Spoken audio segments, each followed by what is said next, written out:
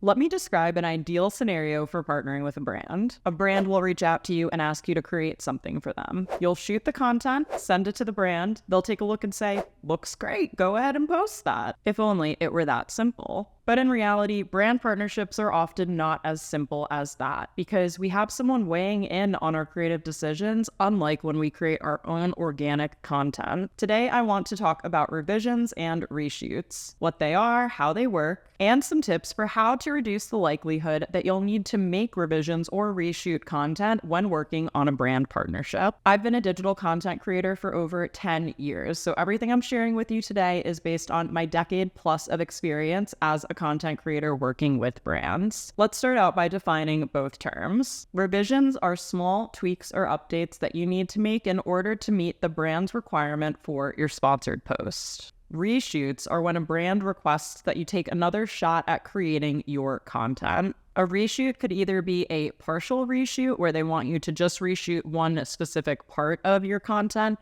or they could request a full-on reshoot where you basically have to start from scratch. And we'll get into some reasons about why a brand might request that you do that. But first, let's talk about revisions. I would say 90% of the time when I get revisions, they are very reasonable and minimal requests from the brand. So do not panic if you submit content and you see that some revisions were requested. I actually decided to take a look back through my email and pull 3 examples of revision requests that I received from brand partners this year to give you an idea of what they might be asking for. One example was, can you open on this shot instead of this shot? The brand wanted me to kind of start from the middle versus tell a chronological story, so that was an easy edit request to make. Another brand wanted to switch the hashtag from the one they originally told me to use, which was no problem. And the last brand never gave me a time amount for how long they wanted my video to be, so I created a short video that was 1 minute and 5 seconds, and they asked if I could trim it down so it was 60 seconds or less. Again, all very reasonable requests, things that maybe it would have been helpful to tell me ahead of time, but were not a big deal in the grand scheme of things, and that didn't take very long to implement. For me, revisions never take more than 30 minutes each. Reshoots, on the other hand, can be a little bit more complicated. And of course, we hope to avoid doing reshoots at all costs because that essentially means repeating the work that you already did for a brand. So let's get into it. Again, in my experience, you can either be asked to do a partial reshoot or a full reshoot of something. And I personally have never been asked to do a full-on reshoot of my content.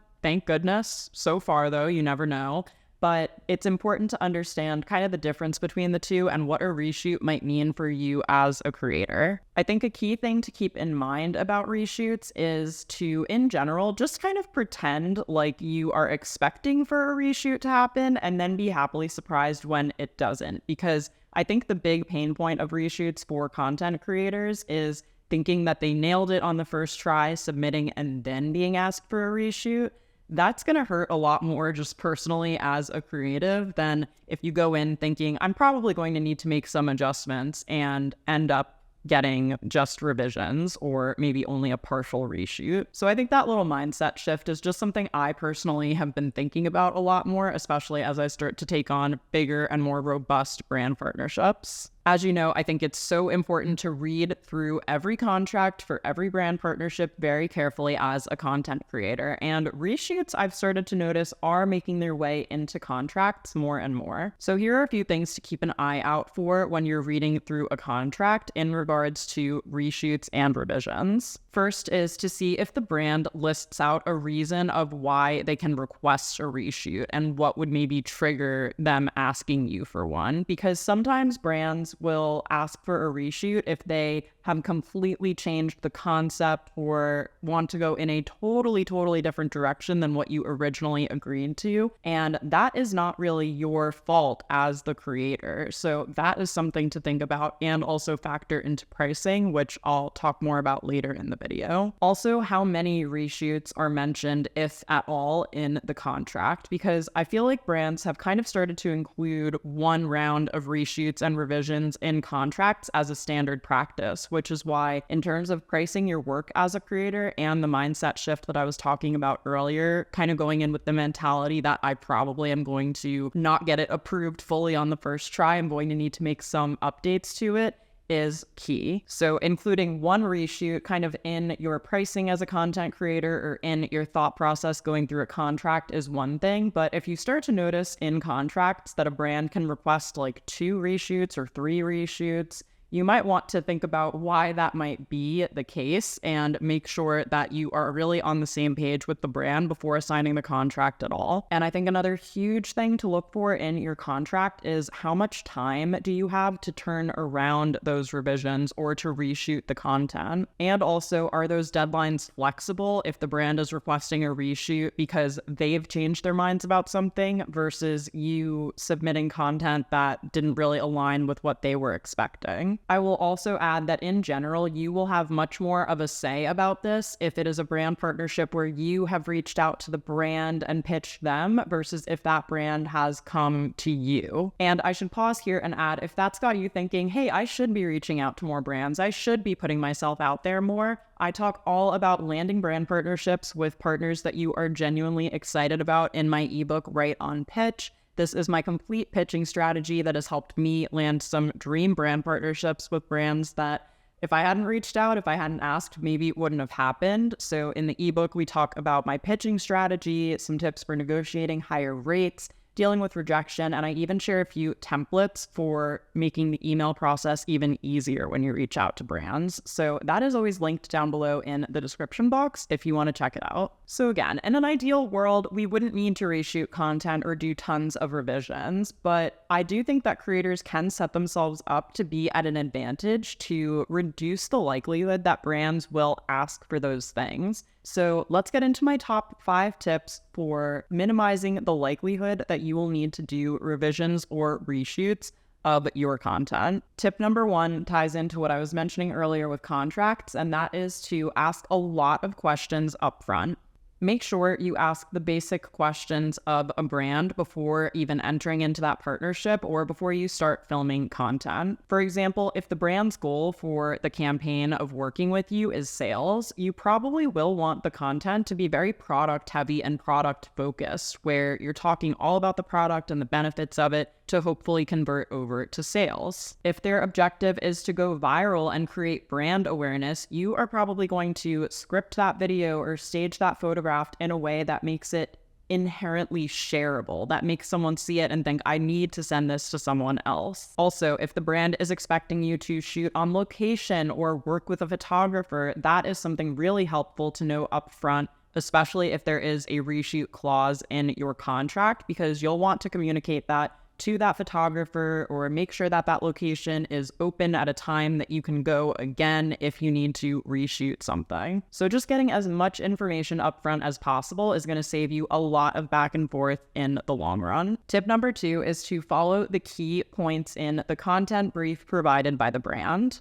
Of course, as content creators, we want to stay as true to our authentic voices as possible, even when we're working on branded content. I personally find it helpful when brands provide content briefs that give super helpful guidelines of what the content will look like without being too restrictive or making me read off of a script. That's always something that I try to avoid. For one recent brand partnership, the brand actually gave me a shot list, and the way that I shot all of the things they wanted me to kind of check off was totally up to me, but it was really helpful to understand that the brand wants this shot to begin with. They want something like this right after that. They want me to zoom in and focus on this part next. And actually, I did vlog shooting that particular campaign with the shot list, so I'll leave a link to that video down below in case you'd like to go watch it after you finish this one. You'll also start to notice that the more brand partnerships you do, the more the brand's kind of do's and don'ts are going to just become more second nature to you and be a bit more obvious. Some of these things might include,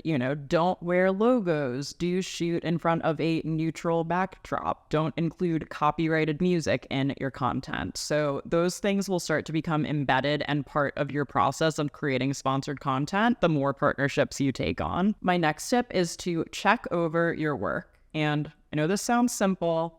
Austen, of course I'm going to look over it before I send it to the brand. You would be surprised, and I've made this mistake before. Just make sure that you're following the brief requested by the brand, that you've hit those key shots. If there's auto captioning on your content, are all of those words spelled correctly? Is the brand name written out the way they write it out? Sometimes it's all lowercase, sometimes it's all uppercase. Just really paying attention to those specific details will make sure that you reduce the likelihood of a brand requesting revisions. Also, following instructions for properly uploading your content. If they want it put in a Google Drive, that's one thing. If they want it emailed to them, do they want it uploaded to a platform like Creator IQ where they can review everything in bulk? Just make sure that you're really paying attention to all of those little details to save yourself the back and forth. My next tip is to charge for reshoots, and I alluded to this earlier in the video, but I would recommend thinking about doing one of two things. Number one, increasing your overall rate for content creation.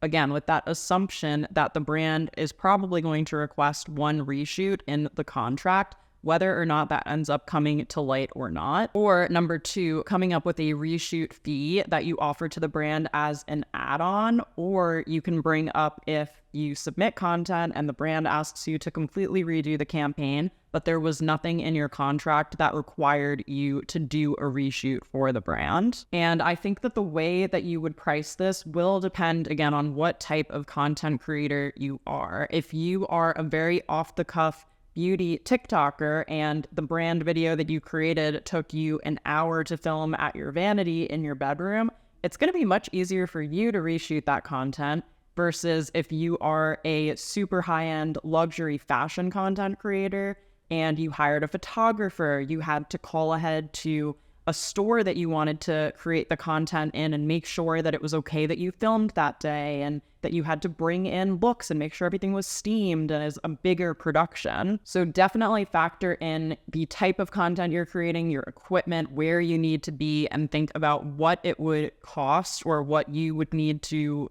be compensated for in terms of time, in terms of your effort to completely recreate what you already created. If you're looking for additional advice about pricing content as an influencer, I do have a whole YouTube video dedicated just to that, so I will also link that down below in case you'd like to watch it next. And my next tip is don't take it personally.